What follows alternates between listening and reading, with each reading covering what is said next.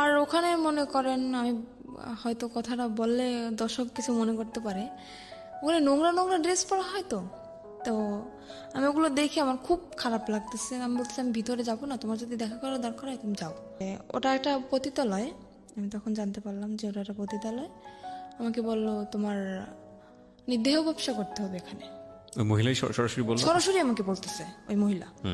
আমি বলতেছি কিরকম কথা বলতেছেন, আমি আসছি এটা, আমি জানি এটা একটা হোটেল, এখানে মেয়েরা থাকে, তো দেহ ব্যবসা করবো মানে? প্রতিটি অপরাধ এবং ভুল দাঁড়িয়ে থাকে গোপন কিছু ঘটনার উপর। আমরা সেই গোপনকে আনতে চাই সবার সামনে। আমার নাম মোসাম্মদ সাথী। মোসাম্মদ সাথী? জি। এটাই পুরো নাম? হ্যাঁ, এটা আমার পুরো নাম। আচ্ছা, আমি ছোটবেলা থেকেই বলতেছি।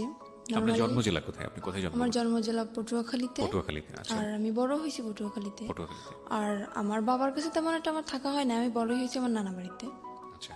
সেখান থেকে আমি যখন আমার বয়স 2.5 বছর, তখন মানে আমার আব্বু ছিল কিরকম অলস টাইপের, কাজ খুবই কম করতো। কি করতো আপনার বাবা? আমার আব্বু এমনি আমাদের গ্রামের বাড়িতে জমি আসে, জমি চাষবাস করতো, কিন্তু সেগুলো করতো না সে। কয় ভাই বোন ছিলেন আপনারা? আমি একাই, আমার কোনো ভাই বোন নেই। আচ্ছা আচ্ছা, ওকে। তারপর সেখান থেকে আমার আম্মুর যখন বিয়ে হয়, আমার আম্মু আমার মতন অনেক কষ্ট করছে জীবনে। আমার বয়স যখন 2.5 বছর, তখন আমার নানা নানির কাছে আমাকে রেখে আমার আম্মু ঢাকায় আসে চাকরি করার উদ্দেশ্য। আর এতটুকু বড় আমি হয়েছি আমার মায়ের সাপোর্টে। তারপরে আমার নানা বাড়ি থেকে বড় হওয়ার পরে ওখানে লেখাপড়া করতেছি।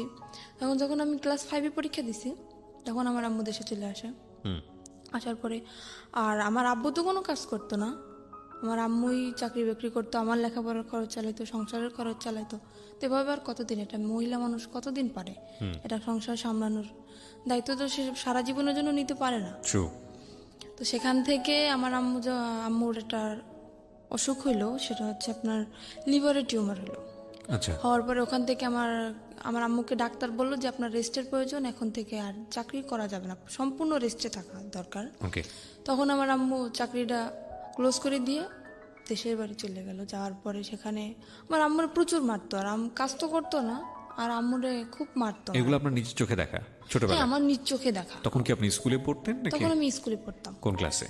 তখন আমি আমার আম্মু যখন বাড়ি যায় তখন আমি ক্লাস 5-এ পড়ি। ক্লাস 5-এ পড়েন? হ্যাঁ। তখন একদিন হয়েছে কি, তখন আমি যখন ক্লাস 5-এ পড়ি, একদিন রাত্রে আমি পড়তে বসছি। বসার পরে আমার আম্মুর সাথে কি নিয়ে একটা যেন ঝগড়া হয়, সেটা আমি জানি না, আমি তো পড়তেছিলাম।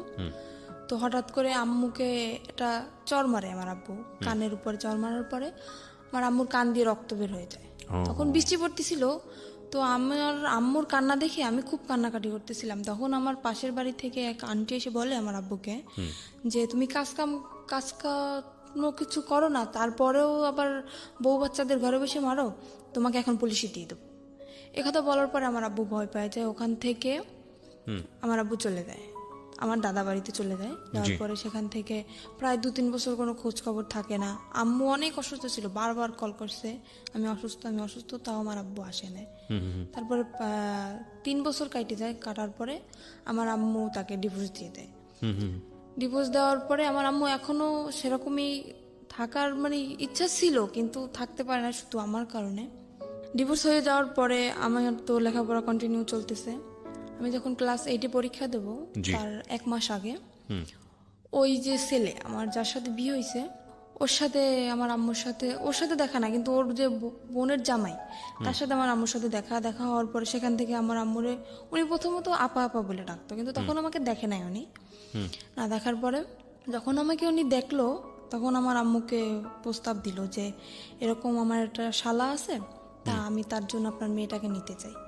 তা আমার আম্মু বলতেছে কি, আমার একটা মেয়ে, অত দূরে আমি বিয়ে দেবো না। আমার বলতেছে যে ছেলেটা যদি সংসারে থাকে তাহলে আমি হয়তো ভাইবে দেখতে পারি। তখন বললো ঠিক আছে, ছেলেটা সংসারেই থাকবে।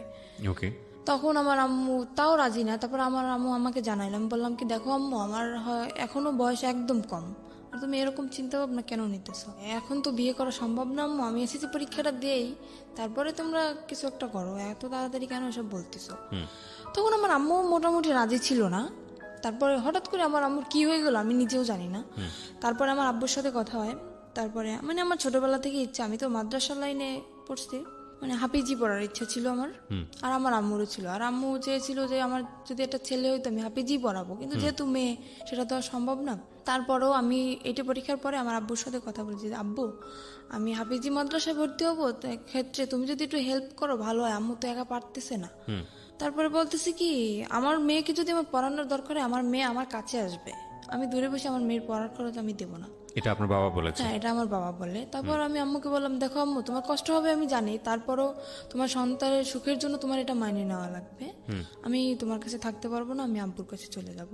মানে একদম যে ছেড়ে যাবো তা না, মানে লেখাপড়ার উদ্দেশ্যে আমি আব্বুর কাছে যাব। তখন আর বাবা কি আমার তখন বিয়ে শাদী করেছে? না, আমার আব্বু এখনো বিয়ে শাদী করে নাই। আচ্ছা, তখন বিয়ে শাদী করেন। আচ্ছা, ওকে। তারপর সেখান থেকে আমি আমার আব্বুর কাছে চলে যাই। যাওয়ার পরে আমার দাদি আর আমার ফুপু, তখন আমি আমার দাদির কাছে যাওয়ার পরে আমার দাদি আমাকে স্কুলে ভর্তি করে দেয়। সেখানে আমি এটি পরীক্ষার পরের কথা বলতেছি আমি। তো আমার রেজাল্ট বের হয়েছে, তারপরে উনি একদিন হঠাৎ করে আমার আম্মুর নাম্বার কল করছে, যে আমার ননদের জামাই, উনি কল করছে। তারপরে শুনছে যে আমার রেজাল্ট বের হয়েছে, উনি আমার রেজাল্ট শুনলো, শোনার পরে খুব খুশি হয়েছে। তারপর আমরা আম্মুকে জিজ্ঞেস করতেছে আপনার মেয়ে কি কোরআন শরীফ পড়তে পারে?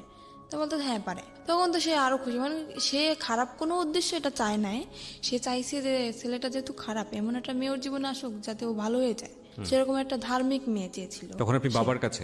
হ্যাঁ, তখন আমি বাবার কাছে। কথা হচ্ছে আপনার মায়ের সঙ্গে? হ্যাঁ, কথা হচ্ছে আমার মায়ের সঙ্গে। তখন আমার আম্মু একদিন হঠাৎ করে আমাকে বললো কি, ও আরেকটা কথা, এখানে আমার যে নানার যে ভাই, ছোট ভাই, উনি মারা যায় তখন। আচ্ছা। শুক্রবার দিন উনি মারা যায়। আর তখন আমার স্কুলও বন্ধ, আমি মাদ্রাসা থেকে যাই স্কুলের লাইনে ভর্তি হই, যেহেতু মাদ্রাসায় পড়া হবে না, স্কুলে ভর্তি। সেদিন আমার স্কুল অফ।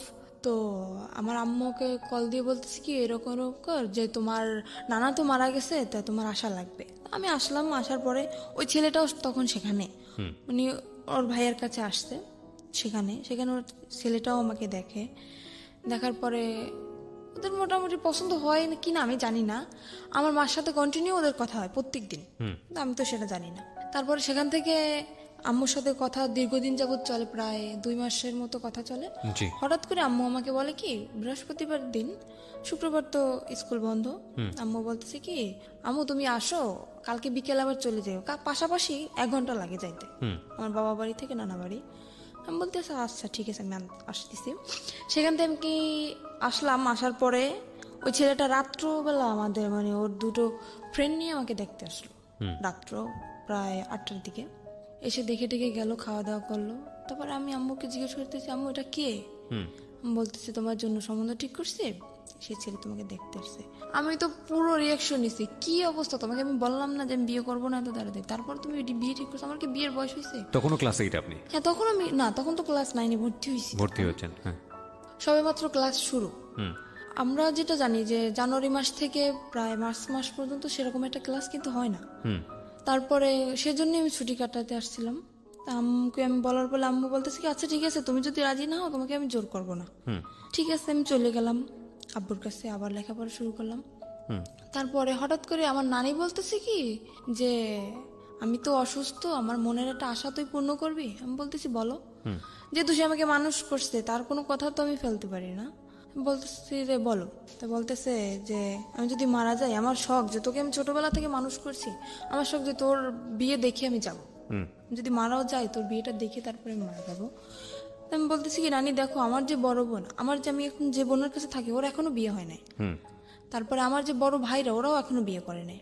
আমার ফ্যামিলির ভিতর থেকে বলতেছি কারোর বিয়ে না, তুমি হঠাৎ করে আমার বিয়েটা কেন তোমার দেখতে ইচ্ছে হলো? তা বলতেছে আমি বুড়ো মানুষ, আমি এটা বলতেছি আমার মনের ইচ্ছাটা তুই পূরণ করবি না। আমি তো একদমই রাজি না, কারণ আমার ইচ্ছে ভাবনা ছিল অন্যরকম, যে আমি আমার আম্মু যত কষ্ট করেই হোক, যদি আমার এসএসসি পরীক্ষাটা দেওয়া হয়ে যায়, তারপরে আমি যে কোনো একটা ছোটোখাটো জব করব, নিজের পড়ার খরচ যাতে নিজে চালাইতে পারি, সেরকম একটা ইচ্ছা ছিল আমার। তো সেখান থেকে নানি তো আমাকে খুব জোরাজোরি করতেছে। এবার আমি বললাম কি আমার পক্ষে বিয়ে করা সম্ভব না, আমি রাগ করে চলে যাচ্ছি আমার বাবার বাড়ি। সেখান থেকে আমার রাস্তা থেকে আমার জোর করে নিয়ে আসা হয়, তারপরের দিন আমার বিয়ে। আমি জানি না সেখান থেকে এখানে আপনার বাবার কোনো ভূমিকা ছিল না? না, এখানে আমার বাবার কোনো ভূমিকা ছিল না, আর আমার বাবাকে জানানোও হয়নি। জোর করে নিয়ে আসার পরে তারপরের দিন ওই ছেলেটা আমার ফোনে ছেলেটার সাথে কথা হয়। আমি ছেলেটাকে অনেকভাবে বুঝালাম, আমি বললাম দেখেন আমি একটা খারাপ মেয়ে, আমার একটা ছেলের সাথে মানে যাতে ও রাজি না হয়, সম্পর্কটা যাতে ভেঙে যায়। যাতে ভেঙে যায়, ছেলেটার সাথে আমি সরাসরি ফোনে কথা বলি। তো তারপরেও বলতেছে তুমি যাই হও না কেন আমি তোমাকে মেনে নেবো। বলতেছে আমার একটা ছেলের সাথে সম্পর্ক আছে। তো বলতেছে ছেলের সাথে সম্পর্ক আছে, দেখো আজকালকার ছেলেরাও আশা দেয় ঠিকই কিন্তু বিয়ে করে না, তুমি আমারকে নিয়ে তুমি অসুখী হবো না, তুমি এই চান্সটা মিস করো না। তারপরে জোর করে হোক যাই করে হোক মারামারি হোক আমাকে মারছে পর্যন্ত, আমার খালু আমাকে মারছে, আমার আম্মু আমাকে মারছে বিয়েটার জন্য, জোর করেই বিয়ে দেওয়া হয়। তারপরে ছেলেটা তার পরের দিন আসে, একা আসে বিয়ে করতে, ফ্যামিলি থেকে কেউই আসে না, কারণ ওর ফ্যামিলি থেকে তো ও জানে যে ও কিরকম, সেজন্য ওর ফ্যামিলি থেকে কেউই আসে না, ও একাই বিয়ে করতে আসে। আমি আম্মুকে তখন বললাম আমি জানি না হঠাৎ করে আমার আম্মুর কি হয়ে গেল, যে আম্মু মানে আমার ইচ্ছার বিরুদ্ধে কখনোই কথা বলে না, সেই আম্মু আজকে আমার মারলো ওই ছেলেটার জন্য। তারপরে আমি বিয়েটা হওয়ার পরে বিয়ের 15 দিন হয়ে যায়, আমি তো মোটে মানে ওর কাছেই যাচ্ছি না, ওকে চোখে দেখতে পারতেছি না, ওর সাথে কথায় কথায় আমি ঝগড়া বাঁধাই দিচ্ছি। আমি তো রাজি না, যেহেতু আমার ওকে পছন্দ না, এমনি দেখতে সুন্দর ছিল ও। তারপরে সেখান থেকে বিয়ে হওয়ার পরে প্রায় মাসখানিক হয়ে যায়, তারপরে চিন্তা ভাবনা করলাম যাক যা হওয়ার হয়ে গেছে। আর ও আমাকে বলছিল তুমি যেহেতু লেখাপড়া করতে চাও তোমাকে আমি বিয়ে পরে লেখাপড়া তো একজন ছেলের সঙ্গে বিয়েটা হলো কিভাবে বাসায়? একজন ছেলের সাথে দিয়ে দিল আমার ফ্যামিলি। মানে কাজী এসেছিল? হ্যাঁ কাজী, ওখানে আমাদের সে কোর্টে বিয়ে হয় নাই, বিয়েটা হয়েছিল আপনার মসজিদে বসে। আচ্ছা, কোর্টে বিয়ে হয় না, আমার যেহেতু গ্রাম অঞ্চল। হ্যাঁ। মসজিদে কে কে ছিল আপনার বিয়ের সময়? আমার বিয়ের সময় আমার নানা ছিল, তারপরে আমার একটা খালু ছিল, আর কি কি ছিল আমি জানি না, এই দুজন ছিল সেটা আমি জানি। তার মানে আপনার কাবিন টাবিন কিচ্ছু করা হয়নি? না কাবিন হয়েছে আমার। ও ছেলের পক্ষে সাক্ষী কে ছিল? ছেলের পক্ষে সাক্ষী কেউ ছিল না, এমনি হয়তো মানে আমার নানার দিক থেকে হয়তো কেউ ছিল। প্রথম কথা হচ্ছে আপনার বয়সই তো হয়নি তখন। আমার তো বয়সই হয়নি, 14 তখন তো বছর কোর্টে বয়স। যাওয়া সম্ভব না। রাইট, 14-15 বছর বয়স আপনার, তখন তো কোর্টে যাওয়া সম্ভব না। কিন্তু আমার ওখান থেকে ওই ছেলেটা একটা চালাকি করছিল কি, কাবিন আপনার বয়স বাড়িয়ে দিয়েছিল? হ্যাঁ আমার বয়স বাড়িয়ে দিয়েছিল কি, আমার একটা ফলস একটা জন্ম নিবন্ধনের কার্ড তৈরি করে, সেটা আমার আম্মুর সাথে একসাথেই মিশে আমাদের পোস্ট অফিস থেকেই করা হয়। সেখানে মানে আমি যখন পড়ালেখা করতেছি তখন হয়তো এক ফাঁকে এসে আমার আম্মুর সাথে করে গেছে, সেটা আমি জানি না। তো সেটা এখন আমার কাছে আছে, সেটা এখন আমার বর্তমান বয়স 21 বছর দেওয়া। আচ্ছা, ওকে। তারপর সেখান থেকে তো বয়স বাড়ানো হয়, কাবিনও করা হয়। কাবিন করার পর তারপরে 1 মাস পরে চিন্তা করলাম যাক যা হওয়ার হয়ে গেছে, খামাখা ও ছেলেটা তো আর কোনো অপরাধ করে না, যেহেতু বিয়ে হয়ে গেছে আমি মেনে নিলাম। নেওয়ার পরে আমি বিয়ের 1 মাস পর ওকে বললাম কি দেখো আমার ইচ্ছা না যে আমি বাবার বাড়ি থাকবো, তোমার যদি মনে করো শুধু থাকার মতো একটা ঘর থাকে আমার তাতেই চলবে, কিন্তু আমি বাবার বাড়ি থাকতে চাই না, তুমি আমাকে তোমার নিজের বাড়ি নিয়ে চলো। ও তো নিজের বাড়ি আমাকে নেবে না, একদমই না, কারণ আমি যদি সম্পূর্ণ সত্যিটা জেনে যাই তখন ওর সমস্যা না, আমাকে নেবে না। তখন আমি আমার শাশুড়ির সাথে কথা বললাম যে আম্মা দেখেন এরকম এরকম আমার তো এখানে থাকতে ভালো লাগে না, আর লোকজন কি মনে করবে, আমার বিয়ে হয়ে গেছে তারপর আমি বাবার বাড়ি থাকতেছি। তো বলতেছে আচ্ছা ঠিক আছে তুমি আসো। সেখান থেকে আমার আম্মু কি করলো, ওর কাছে টাকা নেই, ও তো কাজ করে না, বিয়ের 1 মাস হয়ে গেছে, 1 মাস যাবত আমাদের বাড়িতে কাজ কাম তো কিছু করে না। আমার আম্মু করতেও বলে না, যেহেতু নতুন জামাই তাকে তো আর কাজ করতে বলা যায় না। আমার আম্মু কি করলো, আমার নানার কাছ থেকে 20,000 টাকা নিয়ে আসলো, আসার পরে আমাকে দিল, দেওয়ার পরে বললো আচ্ছা ঠিক আছে তোরা এটা নিয়ে যা, যেহেতু কিছু দিতে পারি নাই। বিয়ের 1 মাস পরে চলে গেলাম শ্বশুর বাড়ি, যাওয়ার পরে কিসি বাড়ি আমি যাওয়ার পরে আমি তখনই আমার মনে একটু সন্দেহ হয়েছে, আমাকে একদমই বাইরে বেরোতে দিত না। শ্বশুর বাড়িতে গিয়ে আপনি কি পেলেন, মানে শ্বশুর শাশুড়ি কাউকে পেলেন? না আমার শ্বশুর নেই, আমার শ্বশুর মারা গেছে আজকে 26 বছর। আচ্ছা, তো শাশুড়িকে পেলেন তো নিশ্চয়ই? হ্যাঁ শাশুড়ি আছে আর আমার একটা ননদ আছে। তারপর ননদটা বিয়ে দেওয়া, তো আমার শাশুড়ি একাই থাকে বাড়িতে। সেখানে যাওয়ার পরে আমাকে একদম বাইরে বেরোতে দিচ্ছে না, আর আমি যে গোসল করব সে গোসলের পানিটা পর্যন্ত আমার ঘরে আইনে দিচ্ছে আমার শাশুড়ি। আমি তো মহা খুশি যে এরকম একটা শাশুড়ি পাইছি আমি, যে আমার গোসলের পানিটা পর্যন্ত আমার ঘরে এনে দিতেছে, আমার বাইরে যাইতে দেয় না। দেখ আমি ভাবছি হয়তো আমি 5 ওয়াক্ত নামাজ পড়ি, হয়তো সেই কারণে আমার শাশুড়ি চায় না যে পরপুরুষ আমাকে দেখো, এর জন্য পানিটা এনে দেয়, কিন্তু তাদের মনের ভিতর তো অন্য কিছু। Something beyond entertainment. Welcome. সেটা আমরা সামনের দিকে যাই। তারপরে সেখান থেকে 3 মাস পার হয়ে যায়, যাওয়ার পর আমার একটা চাচা শ্বশুর ছিল, সে সবার ছোট ছিল, সে আমাকে খুব আদর করতো, মানে নিজের বাবার কাছ থেকে আমি যতটুকু আদর না পাইছি তার কাছ থেকে ততটুকু আদর মনে হয় আমি পাইছি। কিন্তু বিয়ের 6 মাস পরে উনি মারা যায়, আমার সেই চাচা শ্বশুর মারা যাওয়ার পরে সেখান থেকেই আমার সংসারে আগুন লেগে গেল। কারণ আমার ওই চাচারে খুব ভয় পাইতো আমার হাজব্যান্ড, যার কারণে মানে কোনো কিছু করতে গেলে ভাবতো, অন্তত 50 বার ভাবতো। তো উনি মারা যাওয়ার পরে, উনি যেদিন মারা গেছে সেদিন রাত্রেও, আমি তো জানি না, আমাকে বলতেছে কি, দেখো আমার বাড়ির যত দায়িত্ব আমার চাচার উপরে ছিল, যেহেতু সে মারা গেছে এখন কিন্তু সব দায়িত্বটা আমার। তো আমার যদি রাত্রে ফিরতে দাঁড়িয়ে তুমি কখনো আমাকে জিজ্ঞেস করবে না যে তুমি কোথায় গেছিলা। এটা মানে আপনার হাজবেন্ড আপনাকে বলেছিল? আমাকে বলে। আর আমি এতটুকু বিশ্বাস ওকে আমি করতাম, আমি যদি চোখের সামনে দেখতাম যে ওটা কিছু করতেছে, তারপরেও যদি বলতো যে না আমি এটা করি নাই, তাও আমি বিশ্বাস করে নিতাম। আমি এতটা বিশ্বাস ওকে আমি করতাম। সেখান থেকে ও যেদিন ওর চাচা মারা যায়, ওদিন ও সারা রাত্র বাড়ি ফিরলো না। ও তখন জোর আসলে, আমি তো জানি না। সকালবেলা বাড়ি ফিরলো, আমি জিজ্ঞেস, ও যেহেতু আমাকে বলছে সন্ধ্যার দিকে যে তুমি আমাকে জিজ্ঞেস করবা না, আমি জিজ্ঞেসও করিনি। আর আমিও খুব কান্নাকাটি করতেছি যে আমাকে এত ভালোবাসতো, সে হঠাৎ করে মারা গেল। তা আমি আর ওকে জিজ্ঞেস করিনি। পরপর 3-4 দিন এরকম ও বাড়ি আসতেছে না। তারপর আমি ওকে জিজ্ঞেস করলাম কি এমন কাজ তোমার সারা রাত্র? আমার চাচা শ্বশুর তো এরকম সারা রাত্র বাড়ি পাহারা দিত না, তুমি তো রাত্র পর্যন্ত কি করো?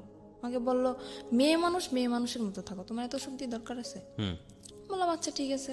সে কাজ করতেছে না কিছু না, সারা রাত্র ওরকম জুয়ো খেলে দিনের বেলা এসে ঘুমাইতেছে। এভাবে কি সংসার চলে? আমি বললাম কি দেখো, এখন হয়তো আমি একা আছি, ভবিষ্যতে আমাদের একটা বেবি আসবে, তখন তার তো ভবিষ্যৎ আছে। তোমার জীবন নিয়ে তুমি না ভাবতে পারো, কিন্তু আমার তো লাইফে অনেক কিছু করার বাকি। তুমি আগে বলছো যে লেখাপড়া করাবা, সেটাও করালে না। তারপরে এখন যতক্ষণ আমাদের একটা বাচ্চা কাচ্চা হবে, তাকেও কি আমি এরকম মূর্খ বানাবো? তাকে কি লেখাপড়া করা লাগবে না? তাকে মানুষ করা লাগবে না? বলতেছে অবশ্যই। সে সেদিন কি করলো, 4টা টাচফোন নিয়ে আসছে। আর ও যদি খেলাধুলো করতো, মানে খুব এক্সপার্ট ছিল খেলাধুলায়, 4টা টাচফোন নিতে আমি জিজ্ঞেস করলাম কি ব্যাপার, তুমি 4টা টাচফোন কোথায় পেয়েছো?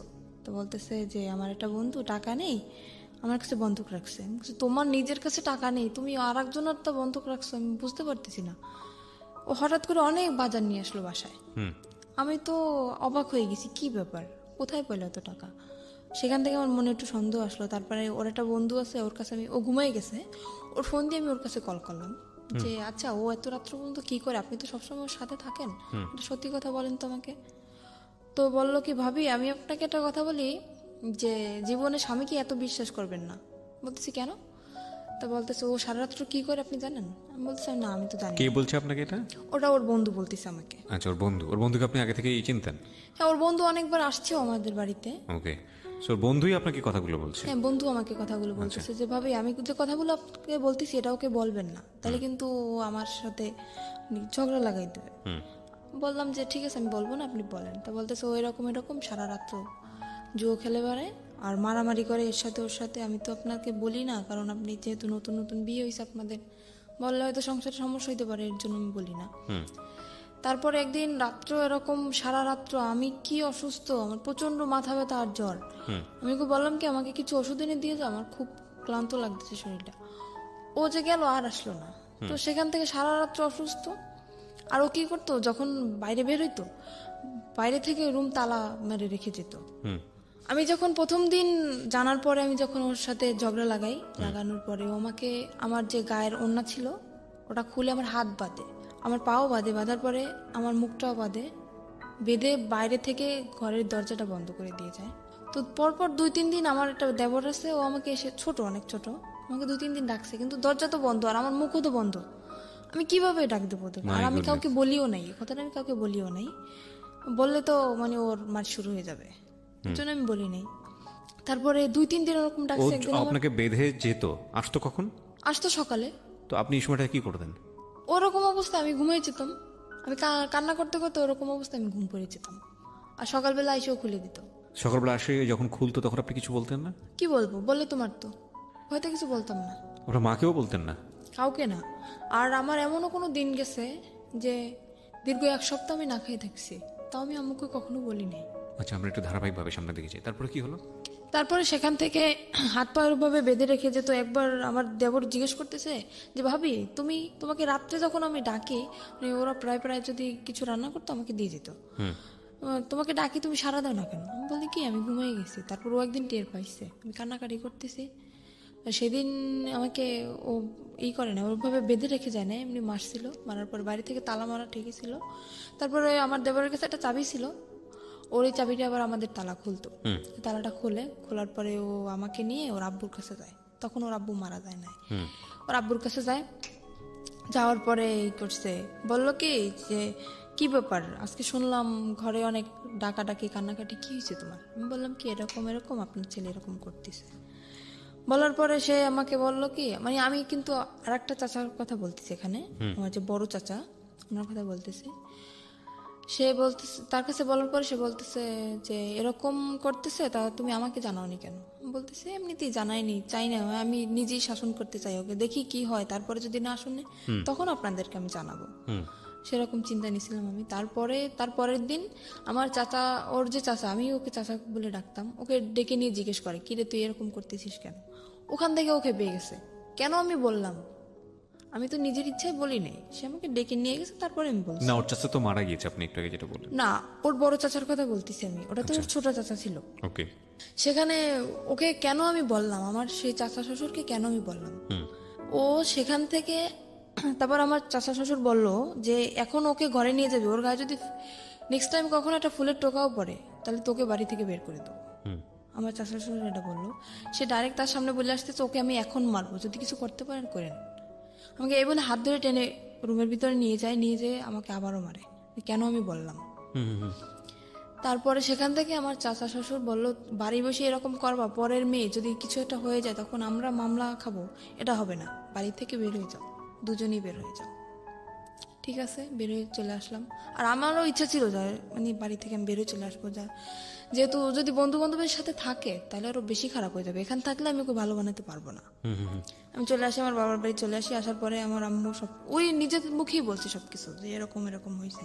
বাড়ি থেকে বের হয়ে কোথায় আসছেন? আমার বাবার বাড়ি আসছে। বাবার বাড়িতে? হ্যাঁ। সেখান থেকে যখন আমার আম্মু সবকিছু জানতে পারে এরকম এরকম, তখন আমার আম্মু বলতেছে এরকম একটা কাজ করলাম, আমার একটা মাত্র মেয়ে, আমি কি করলাম এটা? তখন আমার আম্মু বললো যে মানে আমাকে ওখান থেকে ডিভোর্স করাবে। আমি বললাম আম্মু দেখো, বিয়েটা কিন্তু তোমাদের ইচ্ছে হয়েছিল, আমার ইচ্ছে হয় নাই, কিন্তু আমি এটা পারবো না যে তোমাদের ইচ্ছে মতন সবকিছু করবো, এটা হবে না। তোমাদের ইচ্ছে মতো বিয়ে করছি, আবার তোমাদের ইচ্ছে মতো ডিভোর্স করবো, এরপরে আমার আবার বিয়ে হবে, সে তো এর থেকেও খারাপ হইতে পারে। তখন আমি কি করবো আম্মু? তখন আপনার লেখাপড়া কি বন্ধ? হ্যাঁ, লেখাপড়া বন্ধ। ওকে। তারপরে সেখান থেকে আমার আম্মু তো আমাকে ওখানে দেবেই না, একদম ডিভোর্স করাই দেবে। ওকে বলতেছে তুমি চলে যাও। ও চলে আসে, আসার পরে সেখান থেকে ওকে বলার পরে ও চলে আসে। না, আমি তো খুব কান্নাকাটি করতেছি, যেহেতু আমার অল্প বয়সে বিয়ে হয়েছে, তারপর আমার প্রথম স্বামী, এমনিতেই তো আমার তখন আবেগী বয়স, তখন তো মনে করেন একটা ছেলে যদি পাশে থাকে তখন আবেগে এমনিতেই ভালোবাসা এসে যায় তার প্রতি। তো আমি মানে খুব লাভ করতাম ওকে আমি। তারপরে আমি খুব কান্নাকাটি করতেছি, খাচ্ছি না, কিছু না। আমার আম্মু বলতে দেখ এরকম যদি করিস তাহলে তো তোর নিজের শরীর তো থাকবে না, তুই তো মারা যাবি, এরকম কেন করতেছিস? আমি বলছি আম্মু তুমি যদি সত্যি আমাকে চাও বাঁচাইতে তাহলে আমাকে ওর কাছে দিয়ে আসো। বলতেছে এটা আমি কখনোই পারবো না, আমি একবার তোমার জীবন নষ্ট করছি, কিন্তু দ্বিতীয়বার আবার আমি তোমার জীবনটা নষ্ট করতে পারবো না। সেখান থেকে আমি কি করলাম, আমার আম্মুর ইসের জন্য, ডাক্তার দেখানোর জন্য আমার আম্মু কিছু টাকা নিয়ে আসে আমার নানার কাছ থেকে। আমি সেই টাকাটা মানে নর্মালি যেটা বলি চুরি বলতে পারি, চুরি করে আমি আমার কাছে নিয়ে আসি। আসার পরে রাত্র 8টার সময় আমি বাসা থেকে বের হয়ে যাই, বের হয়ে আমি পালাই ওর কাছে চলে আসি। ও কোথায় ছিল তখন? ও তখন ঢাকায় ছিল। ঢাকায় ও কি করছিল? ও ঢাকায় কিছু করতেছিল না, ঢাকায় ওটা মামা আছে। মানে ও চাচ্ছিল আপনি পালিয়ে চলে আসেন ওখান থেকে? হ্যাঁ, ও চাচ্ছিল সেটাই। আর ওর সাথে আমার কথা হইতো, রেগুলারলি কথা হইতো। যখন সবাই ঘুমিয়ে যেত তখন আমি রাত্রেবেলা ওকে ফোন করতাম, ওর সাথে আমার কথা হইতো। তো ওর সাথে আপনার বয়সের ডিফারেন্স কত ছিল? ওর সাথে আমার সাথে তখন ওর বিয়ে হয়েছিল, তখন ওর বয়স ছিল 21 বছর। ও তো পিচ্ছি, ও তো কিছু বোঝে না। আর ওর যখন প্রথম ম্যারেজ হয় তখন ওর বয়স ছিল আপনার 17 বছর। মানে ও এর আগেও বিয়ে করেছে? হ্যাঁ, আর আমি বললাম না এর আগেও বিয়ে করছিল। এগুলো আপনি আরো পরে যে জানতে পেরেছেন? পরে যে না, ওটা আমি বিয়ের যে 6 মাস পরেই আমি জানতে পারছি। এটা আপনার ফ্যামিলি জানে যখন আপনাকে আলাদা করে রেখেছে? না, তখনও জানেন আপনার? তখন আমি বলি না, আমি বললে তো জানতো। ও আচ্ছা, বলেন নাই, আপনি লুকিয়ে গেছেন? আমি লুকিয়ে গেছি। দ্য থিং ইজ দ্যাট ওর মনের মধ্যে একটা ইমোশন জেগেছে, যেটা ও একটু আগে বলছিল যে আমার জীবনের প্রথম কারোর প্রতি ভালো লাগা। তো সামহাও ও চেয়েছে নিজের জায়গাটা থেকে যে এই ভালো লাগা, যেহেতু ওকে ভালোবেসে ফেলেছি, সুতরাং ওকে যে কোনোভাবেই হোক নিজের জায়গাটায় আপন করে রাখা, সেভ করা অন্য জায়গাটা থেকে। না, ও কখনোই, ওর মনের ভিতরে কখনোই আমার জন্য ভালোবাসা ছিল না, শুধু সেটা তো আমি অভিনয় ছিল। সেটা তো ওর আচরণ থেকে বুঝতে পারছি। আমরা ভবিষ্যতে কি হয়েছে সেটা ধারাবাহিকভাবে তো সামনে তখন দিকে যাই। ও আমার সাথে এরকম চলছে যে আমি বুঝছি যে এরকম একটা ছেলে আমার লাইফে আমি পাবো না, যে এতটা ভালোবাসে আমাকে। আচ্ছা, আমি শুধুমাত্র ওর এইসব যে অপকর্ম, এইসব দিকটা আমি কখনোই ভাবি নাই। আমি ভাবছি শুধু ওর ভালোবাসাটা, আর কিছুই না। আমি ঢাকায় চলে আসলাম। আসার পরে ওর একটা মামা আছে ওখানে, উনি একটা চাকরি ঠিক করে আমার জন্য আর ওর জন্য। কিন্তু আমার বয়স অল্প, সেখানে আমাকে চাকরিতে অ্যাকসেপ্ট করে না। ও একটা চাকরি করার পরে আমিও কিছুদিন পরে একটা চাকরি নিই। তারপর ও 1 মাস চাকরি করার পরেও চাকরি করা বন্ধ করে দিল বাসায়। তারপর আমি তো চাকরি নিলাম। ও যে 1 মাসের বেতনটা পাইছে, পাওয়ার পরে সে টাকাটা নিয়ে ও বাড়ি চলে গেছে, আমাকে ওখানে একা রেখে। কোথায় ছিলেন আপনি তখন? ঢাকাতে? আমি তখন ঢাকা নারায়ণগঞ্জে ছিলাম। নারায়ণগঞ্জে ছিলেন? নারায়ণগঞ্জে আপনাকে নিয়ে বাসা ভাড়া নিয়েছিল সে? হ্যাঁ, বাসা ভাড়া নিয়েছিল। আর আমি যেহেতু জীবন গল্প বলতেছি, সবকিছুই বলি, তখন আমি একটা গার্মেন্টসে চাকরি করি। জি। সেখানে গার্মেন্টসে আমি প্রথম মাসের বেতন তখনও পাইনি, আমার চাকরির বয়স কেবল 15 দিন। সেখান থেকে ও তো 1 মাস হয়ে গেছে চাকরির বয়স, আর বাসা ভাড়াও তো দেওয়া হয় নাই, আর টুকিটাকি কিছু ধারও হয়েছে, প্রায় 10,000 টাকার মধ্যে ধার। ও বেতনটা পায়ে বাড়ি চলে গেছে না বলে, ফোনটাও অফ, আর আমার ফোনটাও নিয়ে গেছে। এবার আমি কি করব? সেখানে বেতন পাই নাই, ও বেতন পেয়ে চলে গেছে, বাসা ভাড়া 1 মাসের, টুকিটাকি দেনা। ইচ্ছা ছিল দুজনই বেতন পাবো, বেতন পেয়ে সব দেনা ধারগুলো শোধ করে দেবো। এখন আমার তো, আমি কি করব ভাবতে পারতেছি না। তখন আমি আম্মুর কাছে কল করলাম যে আম্মু, তোমার জামাই অনেক অসুস্থ, টাকা নেই, তুমি কিছু টাকা পাঠাও। আম্মুর কাছ থেকে 10,000 টাকা নিলাম, আর না মানে আম্মু নিজেই আসলো ঢাকায়, এসে দেখতেছে যে নেই। তখন আম্মু বলল কি যে তুই এত মিথ্যা কথা কেন বলতেছিস আমার সাথে? আমি কোনোদিন মিথ্যা কথা বলি নাই, সেই মানুষ, আমি ওর জন্য অনেক মিথ্যা বলছি আমার ফ্যামিলিতে, অনেক। আম্মু এসে দেখার পরে বলতেছে কি, তুই এরকম একটা মিথ্যা কথা আমার সাথে বলতে পারলি, যে ও করলো এটা আর তুই বললি আরেকটা। তখন আমার আম্মু ওখান থেকে সবার ধার শোধ করে আমাকে ওখান থেকে নিয়ে আসে। নিয়ে আসার পরে বাড়ি আমাকে আটকায় দেয়, একদম ফুল আটকায় দেয়। আমার পাশে মনে করেন বডিগার্ড হিসেবে প্রত্যেক সময় 3-4 জন লোক আসে, কেউ না কেউ আসে আমার পাশে, আমাকে বডিগার্ড হিসেবে পাহারা দিচ্ছে তারা। তখন আমি কিভাবে যাব? আমার তো কি কষ্ট হচ্ছে সেটা তো আমি বুঝতেছি, যে আমার বুকের ভিতরটা কিরকম ফিল হচ্ছে। তো সেখান থেকে আমাকে আটকানো তো হইলই, প্লাস আমাকে জোর করে ডিভোর্স করানো হবে। কাজী আমার বাসায় চলে আসছে। ওকে। আমি বললাম কি, আপনি কি মামলা খাইতে চান? আমি কাজীকে বললাম, আপনি কি মামলা খাইতে চান? বলতেছে কেন? বলছে আমি ডিভোর্স করবো না, আপনি জোর করে ডিভোর্স করেছেন, আমি কিন্তু আপনার নামে মামলা করে দেবো। তো কাজী ভয় পেয়ে গেছে, কাজী বলতেছে আমি ডিভোর্স করাতে পারবো না। কাজী চলে গেল। যাওয়ার পর সেখান থেকে আমি আবারও পালায় চলে গেলাম। আমি পালালাম কখন? তখন ফজরের আজান দিছে। ফজরের আজানের সময় আমি বাসা থেকে বের হয়ে গেছি। আমি নামাজ পড়ার দিয়ে আমি উজু করতে বেরিয়েছি, সেখান থেকে আমি বের হয়ে গেছি। বের হয়ে আমার শহরে যাইতে আপনার প্রায় 1 ঘন্টা সময় লাগে, গ্রামের দিকে তো বাড়ি। সেখান থেকে আমি গাড়ি থেকে নেমে ওকে কল করলাম যে আমার কাছে টাকা নেই, তুমি টাকা পাঠাও, আমি আসবো। তো বলতেছে আমার পক্ষে টাকা পাঠানো সম্ভব না। আমি কি করলাম, আমার বিয়ের সময় যে নাকফুল দেওয়া হয়েছিল আমাকে, নাকের ফুল, ওটা আমি বিক্রি করে দিলাম শহরে গিয়ে। বিক্রি করে সেখান থেকে আমার 700 টাকা আসলো। আমি সেই টাকাটা দিয়ে ওর বাড়ি চলে গেলাম। যাওয়ার পরে সে তো আমাকে মানিয়ে নিচ্ছে না। কেন তুমি আমার মানিয়ে নেবে না? বিয়ের 1 বছর পরের কথা বলতেছি আমি। সে আমাকে মানবে না। কি অন্যায় করছি আমি? তুমি কেন আমাকে মানবা না? আমি কি অন্য কারোর সাথে রিলেশন করছি বা কারোর সাথে ভেগে গেছি, তারপরে 6 মাস পরে তোমার সাথে আসছি? কেন তুমি আমাকে এরকম করতেছ আমার সাথে? সে বলতেছে ঠিক আছে, একটা শর্তে আমি তোমাকে রাখতে পারি, আমি কোনো কাজ করতে পারবো না, তুমি আমাকে চাকরি করে খাওয়াবা। ঠিক আছে।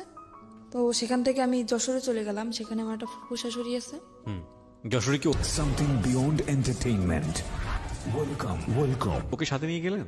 হ্যাঁ, ও আমাকে নিয়ে গেছে আমার ফুফু শাশুড়ির কাছে। ওকে।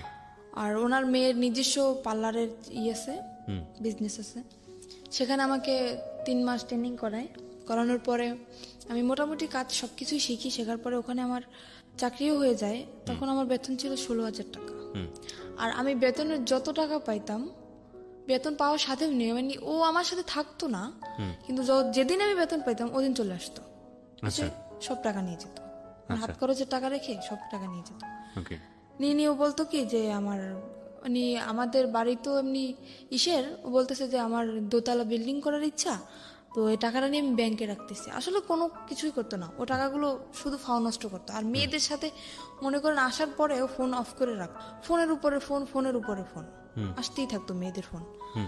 তারপরে সেখান থেকে টাকা নিয়ে গেল, 2-3 মাস এরকম চাকরি করার পরে এরকম টাকা নিয়েই যাচ্ছে। আমি বলতেছি কি আমি বাড়ি যাব, তুমি কোথায় টাকা রাখতেছো আমি এটা দেখবো। সে আমাকে বাড়ি নেবে না। তখন একটা মেয়ের সাথে ওর রিলেশন চলতেছে। সেই মেয়েটাই মানে জানতো যে ওর বউ আছে, তারপরে আমার বাড়ি কোথায় সব কিছুই জানতো, তারপরেও মেয়েটা ওর সাথে রিলেশন চলতেছে।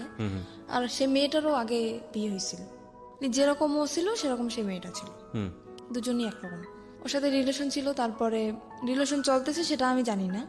তারপরে একদিন ওই মেয়েটাকে নিয়ে আমি তো অফিসে, আমার ফুপু শ্বশুরের বাসায়ও আসে। আর আমার যে দুপুরের লাঞ্চ, আমার ওই যে বাসায় যে কাজের বুয়া উনি নিয়ে যেত, আমি বাসায় আসতাম না দুপুরে, উনি নিয়ে যেত।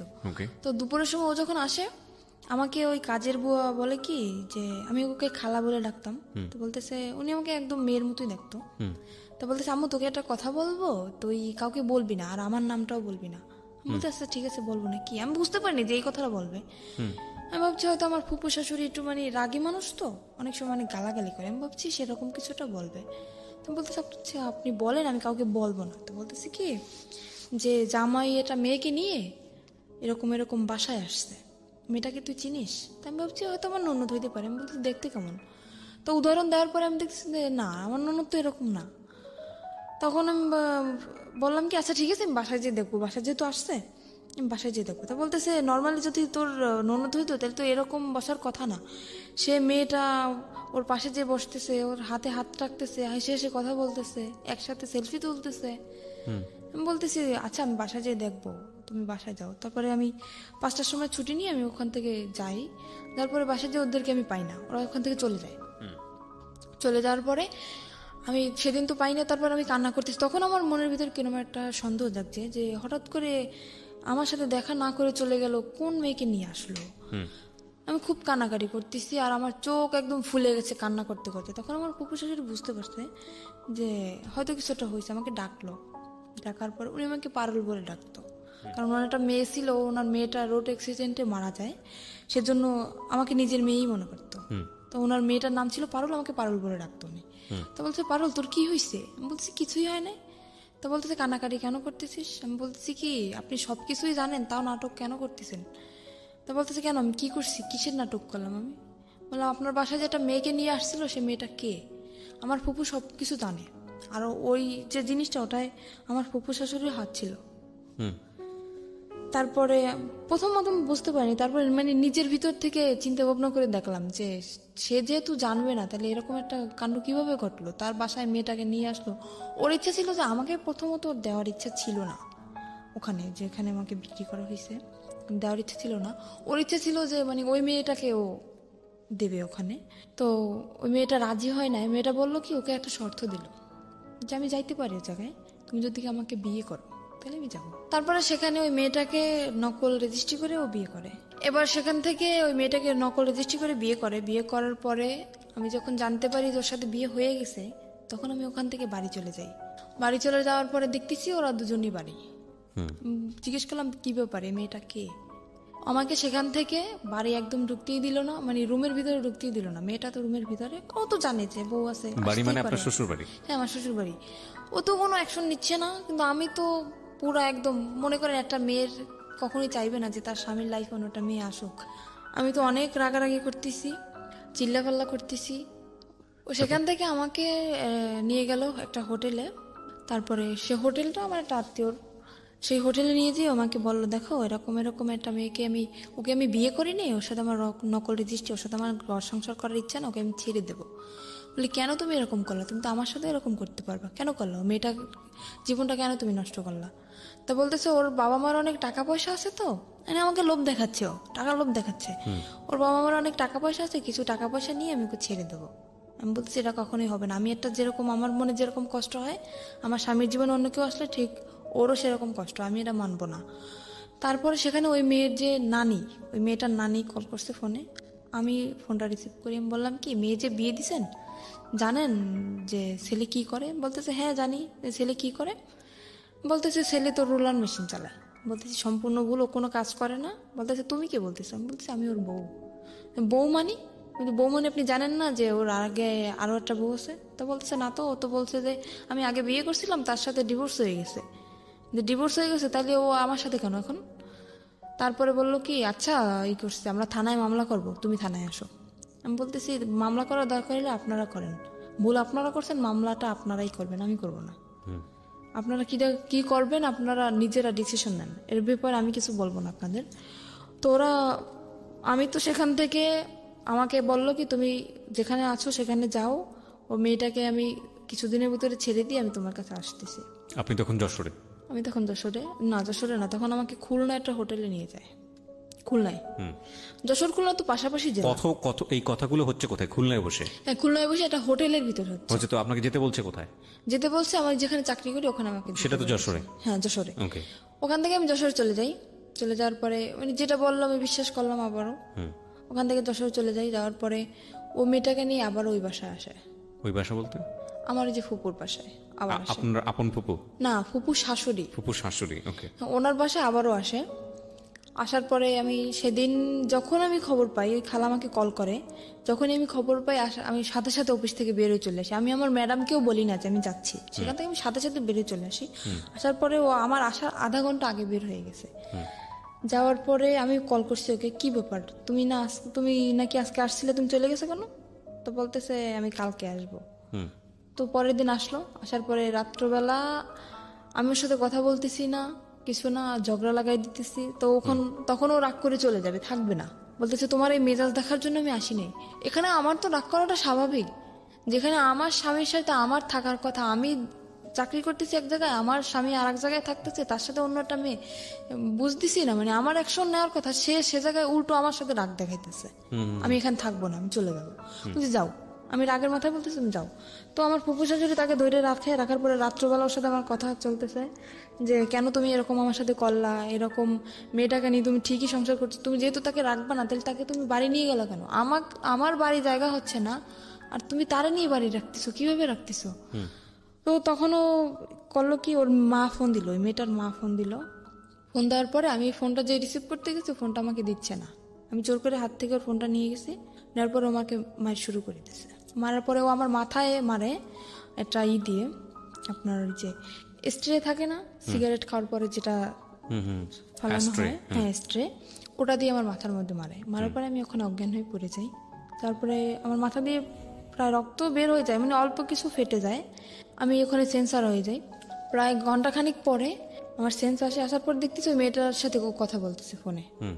তখনও ও কথা বলতেছে যে আমার ওয়াইফ এদিকে অজ্ঞান, সেদিকে ওর কোনো খেয়াল নেই, ও সে মেয়েটার সাথে কথা বলতেছে। আমি তখন ওকে দরজা খুলে দিলাম, দারোয়ানকে ডাকলাম, ডাকার পরে আমি বললাম তুমি এখন বের হয়ে যাও। তখন রাত্র 3টা।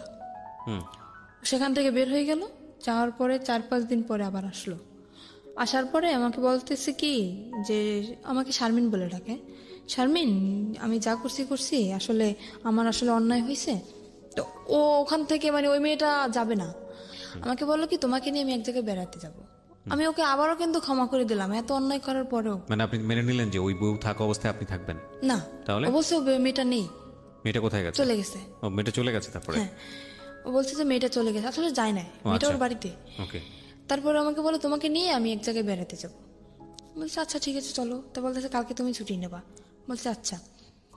তারপরে আমি আমার ফুপু শাশুড়ির কাছ থেকে কিছু টাকা নিলাম, নেওয়ার পরে ও আমাকে নিয়ে, মানে আমার লাইফে ফার্স্ট আমি ওই জায়গাটা যখন দেখি, আমাকে একটা জায়গায় নিয়ে যায়, সেখানে সব মেয়েরা, সেখান থেকে আমি দেখার পরে আমি বলতেছি কি ব্যাপার তুমি আমাকে কোথায় নিয়ে আসছো? তা বলতেছে কি এটা একটা হোটেল মেয়েদের, এখানে শুধু মেয়েরাই থাকে, এখানে কোনো ছেলেরা থাকে না। আমি বলতেছি ছেলেরা থাকে না তো তুমি ঢুকলা কিভাবে এখানে? তা বলতেছে তুমি বুঝবো না, এখানে একটা মেয়ের সাথে আমার সাথে এটা কথা হয়েছে, একটা মেয়ের সাথে আমার সাথে বন্ধুত্ব, ওর সাথে আমি দেখা করতে আসছি এখানে। বলতে দেখা করতে আসছো তো আমাকে নিয়ে আসছো কেন? তা বলতেছে তুমি চলো তোমাকে দেখতে চাইছে। বলতে আচ্ছা ঠিক আছে চলো। আর ওখানে মনে করেন আমি হয়তো কথাটা বললে দর্শক কিছু মনে করতে পারে, ওখানে নোংরা নোংরা ড্রেস পরা হয়, তো আমি ওগুলো দেখে আমার খুব খারাপ লাগতেছে। আমি বলতেছি আমি ভিতরে যাবো না, তোমার যদি দেখা করার দরকার হয় তুমি যাও, আমি এখানে নিচে দাঁড়াইতেছি, তুমি যেই দেখা করে চলে আসো। তো বলতেছে না তোমার যাওয়াই লাগবে। আমাকে নিয়ে দোতলায় গেল, ওরা দোতলা সিস্টেম, দোতলায় গেল, যাওয়ার পর একটা রুমের ভিতরে ঢুকানো হলো। ও রুমটা ভিতর থেকে বন্ধ করে দিল।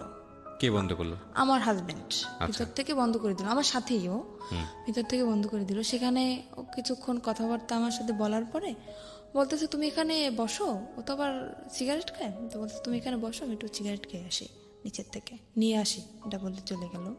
ঘন্টার পর আমার ফোনটা নিয়ে গেছে যাতে আমি কারোর সাথে যোগাযোগ করতে না পারি। ঘন্টার পর ঘন্টা কাটে গেল, তার কোনো খবর নাই, কি ব্যাপার। তারপর আমি ওখানে একটা খাট ছিল, শুধু খাটই ছিল, রুমের ভিতর শুধু খাট, আর কিছু ছিল না তখন। তারপর আমি ওখানে ঘুমিয়ে যাই। ঘুমানোর পরে তখন আমি রাত্রে খাইও না, আর রাত্রে আমার রুমে কেউ আসেও না ওখানে। তারপর সকাল হয়ে যায়, সকাল হওয়ার পর আমি বুঝতে পারিনি যে সকাল হয়েছে। আমি ঘুমাই যাওয়ার পরে এবার সকালবেলা একটা মেয়ে আসলো, আমার জন্য নাস্তা নিয়ে আসছে। আমি বলতেছি কি, আচ্ছা আমার হাজবেন্ড কোথায় বলতে পারেন? বলতেছে আপনার হাজবেন্ড কে? আমি বলতেছি আমার হাজবেন্ড কে মানে আমার সাথে যে আসছে উনি আমার হাজবেন্ড। তো বলতেছে তা তো জানি না, আপনি ম্যাডামের কাছে জিজ্ঞেস করে নেন। তারপরে আমি সকালে নাস্তা করলাম। আমি বলতেছি কি ব্যাপার কিন্তু আমাকে আপনার হাজবেন্ডের কাছে ফোন ছিল না? হ্যাঁ ওর কাছে তো ফোন ছিল। আপনার কাছে ফোন ছিল না? আমার ফোনটা তো নিয়ে গেল। নিয়ে গেছে। বললাম না যে আমার ফোনটা নিয়ে গেছে যাতে আমি কারোর সাথে যোগাযোগ করতে না পারি। এবার তো আপনি যে কোনো কারো কাছ থেকে ফোন নিয়ে তোর নম্বরে ফোন দিতে কিভাবে দেবো? আমি তো রুমের ভিতরে আটকানো, আর ওখান থেকে তো আমার কল ওকে করার বাইরে কোনো থেকে চেষ্টা আটকে নেই। দিয়ে গেছে? হ্যাঁ বাইরে থেকে আমাকে তালা মেরে রেখে গেছে। আর আমি প্রায় এক সপ্তাহের মতো কিন্তু বাইরে থেকে আপনাকে যখন তালা মারলো তখন আপনি বললেন না তুমি আমাকে তালা মারতেছো কেন? না, ও সেটা আমি তো বুঝতে পারি নাই যে ও বাইরে থেকে তালাবদ্ধ করে রেখে গেছে। বা এখানে কি কি ফাংশন হবে আপনি আগে থেকে জানতেন আমি না? তো জানি না, আমি কিভাবে বুঝবো? আমার মনের ভিতরে যদি সেরকম কোনো সন্দেহ থাকতো তাইলে তো আমি বুঝতে পারতাম যে ও আমাকে আটকে রেখে যাচ্ছে বা ও আমাকে ছেড়ে এখানে রেখে ও কোথাও চলে যাইতেছে, তাহলে তো আমি ওকে বাধা দিতাম। তো ওটা তো মানে লক সিস্টেম, তো ভিতর থেকে ও করে বাইরে থেকে তালা মেরে রেখে গেছে। ওই লক করে দিয়ে তারপরে উপরে চিকল লাগে, তারপর তালা মারছে। কিন্তু আগে যে লক করে তালা মারছে সেটা আমি জানি না, তো বাড়ি থেকেও তালা মারা। তো আমি নাস্তা করার পরে তার 2-3 ঘন্টা পরে একটা মহিলা আসলো, এসে আমাকে বলতেছে, আমার নাম জিজ্ঞেস করলো। তারপরে আমি বলতেছি কি, আমি তাকেও জিজ্ঞেস করতেছি, আমি তো পাগল হয়ে গেছি পুরো, কি ব্যাপার, কোথায় গেল? বলতেছে আচ্ছা আমার হাজবেন্ড কোথায়? তা বলতেছে হাজবেন্ডকে কি বাঁচাইতে চাও? আমি বলতেছি কেন? বলতেছে তোমার হাজবেন্ড আমার কাছে আছে। আপনার কাছে আছে তো ভালো কথা। তা বলতেছে আমাকে বলল যে ওটা একটা পতিতালয়। আমি তখন জানতে পারলাম যে ওটা একটা পতিতালয়। আমাকে বলল তোমার দেহ ব্যবসা করতে হবে এখানে। ওই মহিলাই সরাসরি বললো? সরাসরি আমাকে বলতেছে ওই মহিলা। আমি বলতেছি কিরকম কথা বলতেছেন? আমি আসছি এটা, আমি জানি এটা একটা হোটেল, এখানে মেয়েরা থাকে, তো দেহ ব্যবসা করবো মানে? তা বলতেছে তোমার হাজবেন্ড আমার কাছে বন্দি আছে, যদি তোমার হাজবেন্ডকে বাঁচাইতে চাও তখন বাধ্যতামূলক তোমার এটা করতেই হবে। তারপরে উনি এটা ছুরি বের করলো না ব্যাগ থেকে আমার সামনে। ওরা আমার সামনে ধরার পরে বলতেছে যদি তুমি না রাজি হও তাহলে তোমাকেও মেরে ফেলা হবে, তোমার হাজবেন্ডকেও মেরে ফেলা হবে। কিন্তু আমার হাজবেন্ড তো ঠিকই ঘুরে বেড়াচ্ছে, আমি তো ওখানে বন্দি। মানে ওকে যেরকম শিখিয়ে দিয়ে গেছে ওই মহিলাকে, আমাকে সেভাবেই বলতেছে। তো আমি ভয় পেয়ে যাই, আর আমি চিন্তা করি আমি মারা যাই কিন্তু আমার হাজবেন্ডের তো আমি খুব ভালোবাসি, আমি ওর মৃত্যুর আমি মেনে নিতে পারবো না। তখন আমি বললাম কি আচ্ছা ঠিক আছে, আমি রাজি হই ওখানে ভয়তে। তো ওটা তো আপনার হয় লাইসেন্স প্রাপ্ত, লাইসেন্স না হলে ওটা হয় না। সেখানে আমাকে থানায় নিয়ে যাওয়া হয় ওখানে, আর আমাকে শিখিয়ে দিছে যে যদি কেউ বলে, জিজ্ঞেস করে তুমি কি ভয়ে ছুটে করতেছো সব, বা কেউ কি তোমার ভয় দেখাইছে বা কিসের জন্য করতেছো, যদি জিজ্ঞেস করে তো সম্পূর্ণ তুমি একটা কথাই বলবা যে আমাকে কেউ জোর করে না, আমার দারিদ্রিক সমস্যার কারণে আমি এসব করতে রাজি হয়েছি। এটা আপনাকে শিখে দেওয়া হয়? এটা আমাকে শিখিয়ে দেওয়া হয়। তো আমার মনের ভিতরে তো ভয়, যেহেতু আমি যদি একলা থাকতাম তাইলে হয়তো আমি স্যারের সাথে বলতে পারতাম যে স্যার না আমাকে ভয় দেখানো হচ্ছে, কিন্তু আমার হাজবেন্ড ওনাদের কাছে জিম্মায় আছে, ওনাদের কাছে বন্দি, সে ভয়তে আমি বলতেছি না। তো স্যার আমাকে জিজ্ঞেস করলো যে তোমার বয়স তো একদম কম, তো এই কম বয়সে কেন তুমি এসব করতে চাইছো? আমি বলতেছি আমার সমস্যা আছে ফ্যামিলিগত, আমার। মানে থানায় গেছেন আপনি? হ্যাঁ থানায় আমি তখন। ওকে। উনি আমাকে সবকিছু জিজ্ঞেস করলো, তারপর আমাকে একটা পেপারে সাইন করানো হয় যাতে আমি পরে কোনো ঝামেলা না করতে পারি। মানে আমি স্বইচ্ছায় এসব করতেছি, আমাকে একটা পেপারে সাইন করানো হয়, আর ওখানে আমার ছবি টবি সবকিছু তুলে রাখা হয়। ফাইন, এখানে একটা কথা আছে, সেটা হচ্ছে আপনার কাছ থেকে কোনো সার্টিফিকেট চাওয়া হয়েছিল, বয়সের কোনো সার্টিফিকেট? হ্যাঁ বলছিল যে তোমার বয়স কত, আমাকে শিখিয়ে দেওয়া হয়েছিল যে তুমি বলবে তোমার বয়সে বর্তমান বয়স 20 বছর। আমি বলছি 20 বছর বয়স। তো উনি সেরকম একটা সার্টিফিকেট বলছিল, সার্টিফিকেট আছে? আমি বলতেছি যে হ্যাঁ সার্টিফিকেট তো আছে, সেটা তো বাসায়। তো উনি আমার কাছে দেখতে চায় না, বলে না যে তোমার সার্টিফিকেট আমাকে দেখাও, সেটা আমাকে বলে না। আমি মুখে বলছি যে আমার বয়স 20 বছর, ওই পর্যন্তই এনাফ। তারপরে সেখান থেকে আমাকে নিয়ে আসা হয়। নিয়ে আসার পরে তার পরের দিন, মানে কথাটা বলতে আমার কিছু একটা সংকোচ বোধ হচ্ছে। আপনি আপনার মতো করে বলেন, কোনো সমস্যা নাই। সেখান থেকে পরের দিন সকালে ঘুম থেকে উঠি, ওঠার পরে ওয়াশরুম তো ভিতরেই, গোসল করি। গোসল করার পর একটা ছেলে আসে আমার রুমে। তখন আমাকে একটা মেয়ে বলে যায়, খবরদার ছেলের সাথে যেন কোনো রকম খারাপ আচরণ না হয়। তো ছেলেটা খুবই ভদ্র, আমি সারা জীবনের জন্য দোয়া করব যাতে ওকে আল্লাহ মানে সাফল্য যেটা চাইছিল, ওর জীবনের সমস্ত কাহিনী আমাকে বলছিল। তো ও একটা মেয়ের সাথে এরকম রিলেশন করছিল। ছেলেটা আসার পরে কি হয়েছে? ছেলেটা আসার পরে আমাকে তখন ও রুম ভিতর থেকে বন্ধ করে দেয়। তখন আমি বুঝতে পারছি যে কেন আসছে একটা ছেলে এটা মেয়ের রুমে কেন আসে। আমি বললাম কি, আমি ওর পা জড়িয়ে ধরলাম যে দেখেন ভাই, আপনি আমার ভাই, আমার তো ভাই নেই, আপনি আমার ভাই। এখানে আমি ইচ্ছাকৃতভাবে আসিনি, এরকম এরকম আমার হাজবেন্ডকে আটকে রাখা হয়েছে। আর ওর ওখানে যে যা কিছু হয় ও সব কিছু জানে যে ওর ভিতরে আসলে কি হয়। আর আরও তো মেয়েরা আছে, তো সে তাদের কাছ থেকে হয়তো ও শুনছে যে কীরকম কি এখানে সিস্টেম।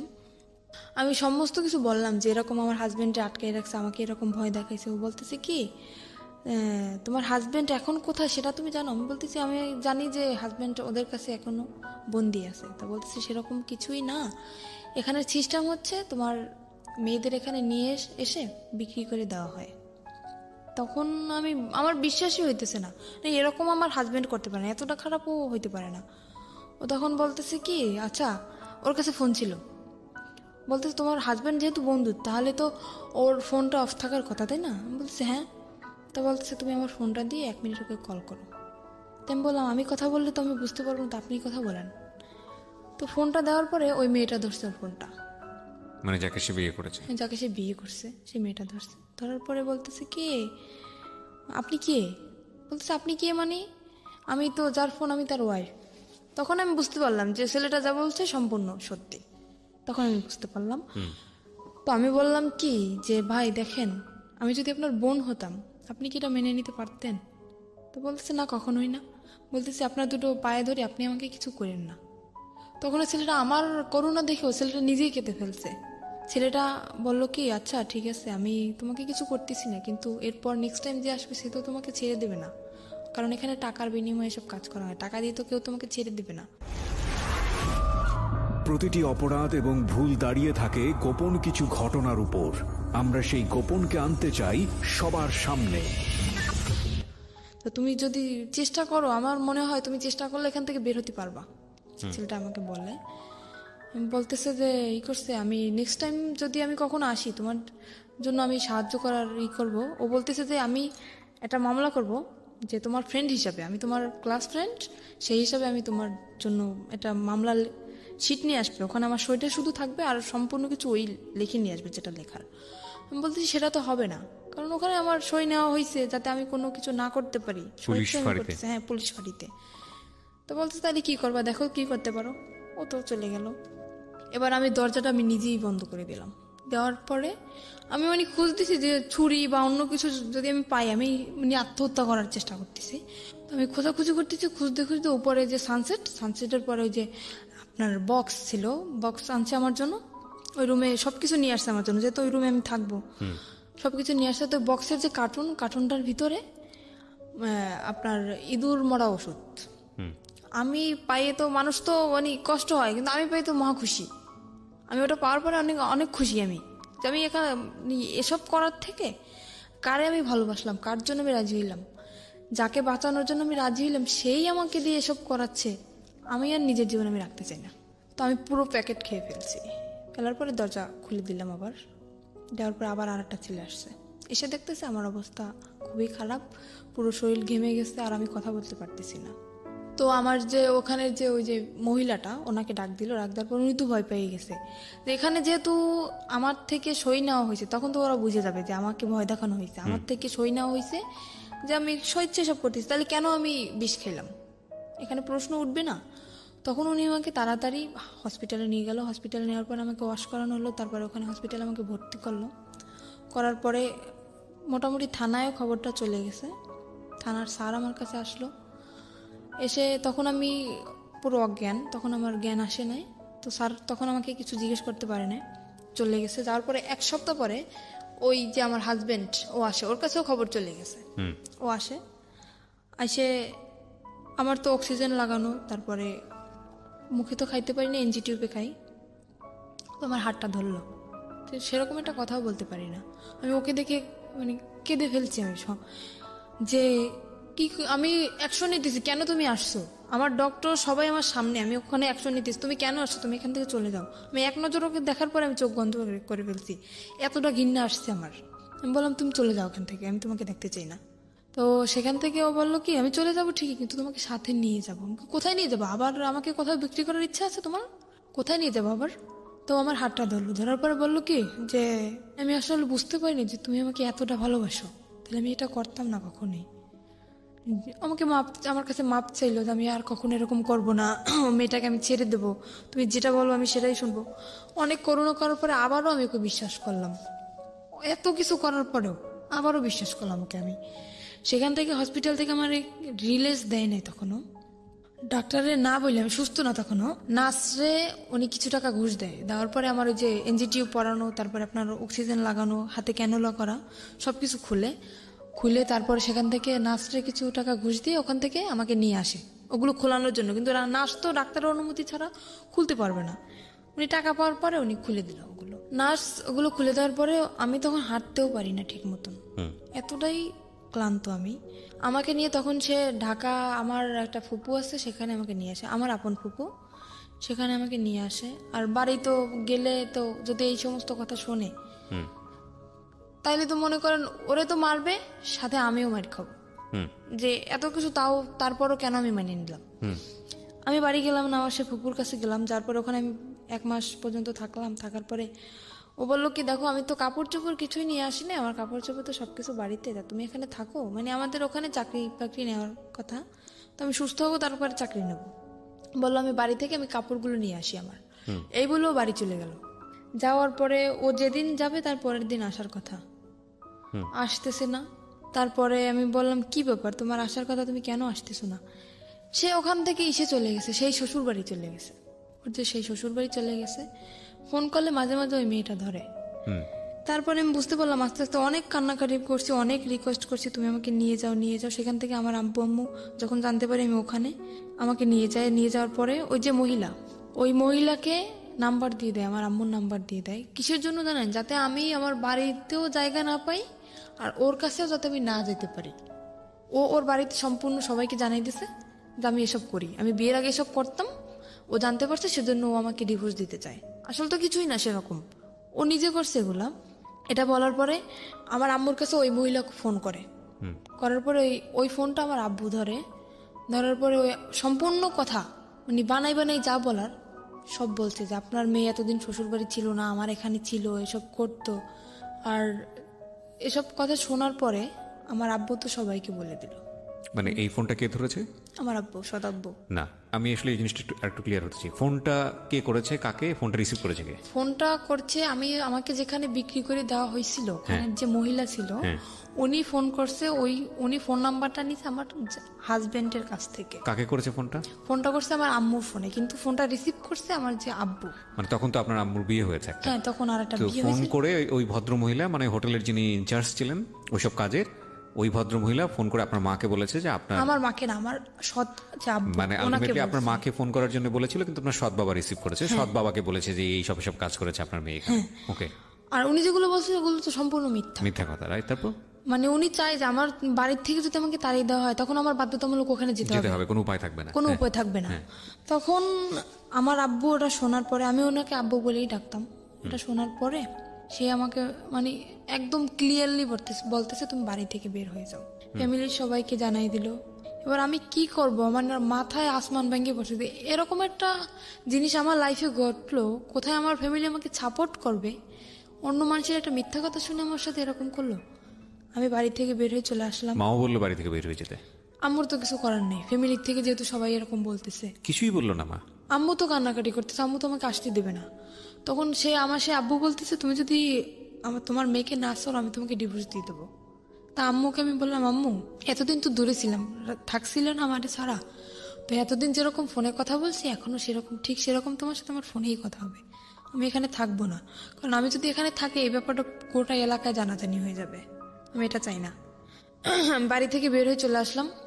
বাড়ি থেকে বের হয়ে চলে আসে আমার যে ওই ফুপুর কাছে ছিলাম ঢাকায়, ওখানে আবার আসলাম। আসার পরে ওনার কাছে 15 দিন থাকার পরে ওখানে কোনো চাকরি বাকরি হইতেছে না, কারণ যেহেতু বাড়ি থেকে একদম বের হয়ে চলে আসছি, বাড়ি তো আর যাবো না, চাকরি বাকরি কিছু তো একটা করা লাগবে। ওখানে কোনো চাকরির ম্যানেজ হইতেছে না। তারপর আমার আম্মু কথা বললো, আমার যে আন্টি এখন বর্তমানে ঢাকায় আছে ওনার সাথে আমার আম্মু কথা বললো যে দেখ, আমি আম্মুকে সবই বলছি যে আম্মু যেটা তোমরা শুনছো সেটা সম্পূর্ণ মিথ্যা, তুমি আমার কাছ থেকে শোনো। আম্মু শোনার পরে আর আম্মু আমাকে অনেক বিশ্বাস করে, আর আমি আম্মুর সাথে কখনোই মিথ্যা কথা বলি না। ওই বিয়ে হওয়ার পরে যেটা বলছি, কিন্তু এখন আর বলি না। তাও তো বলছি হাজবেন্ডের জন্য। আম্মুকে বলার পর আম্মু বলছে আচ্ছা ঠিক আছে আমি দেখতেছি। তো আম্মু সেখান থেকে আমার আন্টির সাথে কথা বলে, আন্টির সাথে কথা বলার পরে আন্টি বললো ঠিক আছে আমার কাছে আসো। ঈদের 3 মাস আগে বলতেছে ঠিক আছে আমার কাছে আসো তুমি। আসলাম, সেখানে আসার পরে ট্রেনিং করলাম।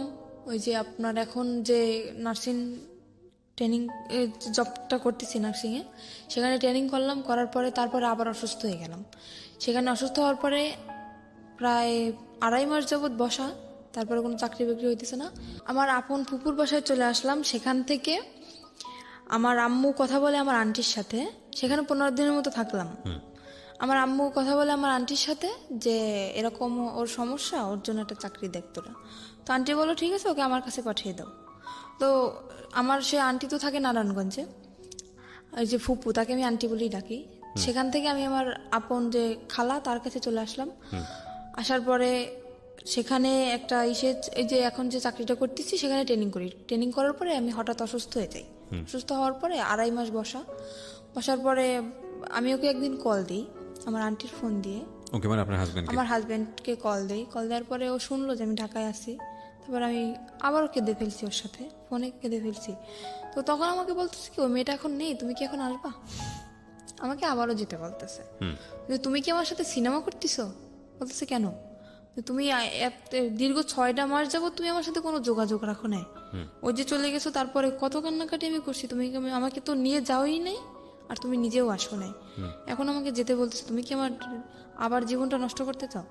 তারপরে মাঝে হয়েছে কি, আমি একটা দেখাই, কবিরাজ দেখাই, উনি আমাকে একটা মান্দুলি দেওয়ার পরে সেখান থেকে আমি একটু ওকে কিছুটা বলতে পারছি। এখন আমি বললাম কি, আমি তোমাকে ভুলে যেতে চাই, আমি চাই না যে যে জিনিসটা আমার জীবন থেকে চলে গেছে, যে অতীতটা চলে গেছে, সে অতীতটা আবার আমার জীবনে ফিরে আসুক, আমি চাই না। তোমার যদি মনে চায় আমার সাথে, যদি বোঝো যে না শারমিন সত্যি আমাকে ভালোবাসতো, যদি আমার সাথে কথা বলতে মন চায়, মাঝে মাঝে তুমি শুধু আমার সাথে একটু কথা বলো, আমার একটাই রিকোয়েস্ট, আমি তোমার কাছে আর যাইতে চাই না। তো এখনো মাঝে মাঝে ও আমাকে কল করে বলে যে তুমি আসো।